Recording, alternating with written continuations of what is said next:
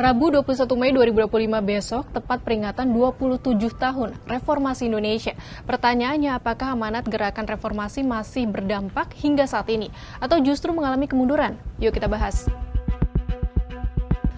Pada 21 Mei 1958, 27 tahun lalu, Presiden Soeharto mundur dari jabatannya sebagai Presiden Indonesia.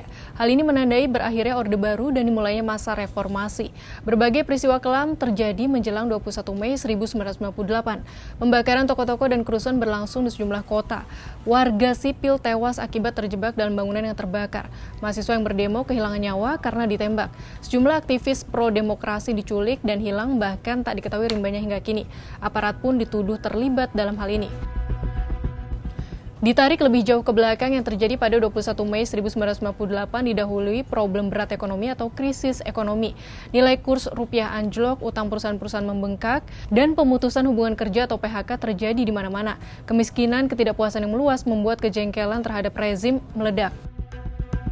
Meski kasus kekerasan saat reformasi belum tuntas dan jelas, namun selepas 1998, kondisi ekonomi dan keamanan Indonesia berangsur baik.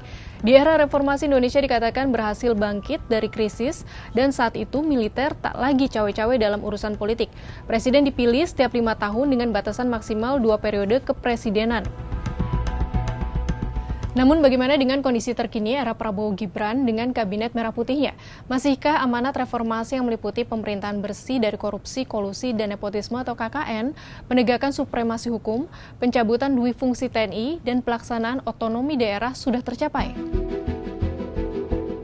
Bivitri Susanti, pengajar hukum tata negara dari Sekolah Tinggi Hukum Indonesia Jentera, dalam diskusi bertajuk 27 tahun reformasi, apakah Orde Baru terlahir kembali, yang diadakan Badan Eksekutif Mahasiswa Fakultas Hukum Universitas Indonesia atau BEM FHUI, Senin 19 Mei menyebut, jika kegagalan pergerakan pada masa itu ialah membongkar aktor-aktor politik. Akibatnya tokoh-tokoh lama masih banyak yang bercokol pada kekuasaan meski sistem politiknya telah menerapkan demokrasi. Akhirnya reformasi berlangsung formal saja dan penuh pembajakan, seperti pelemahan KPK melalui revisi Undang-Undang KPK pada 2019 dan lolosnya revisi Undang-Undang TNI, Undang-Undang BUMN, dan Undang-Undang Minerba. Pendapat lain diungkap Wakil Koordinator Bidang Eksternal Komisi untuk Orang Hilang dan Korban Tindak Kekerasan atau Kontras, Andri Yunus.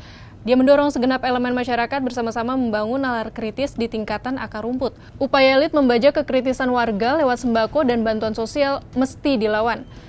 Kalangan masyarakat yang lebih kritis bisa terjun langsung memberi penyadaran akan beragam permasalahan publik.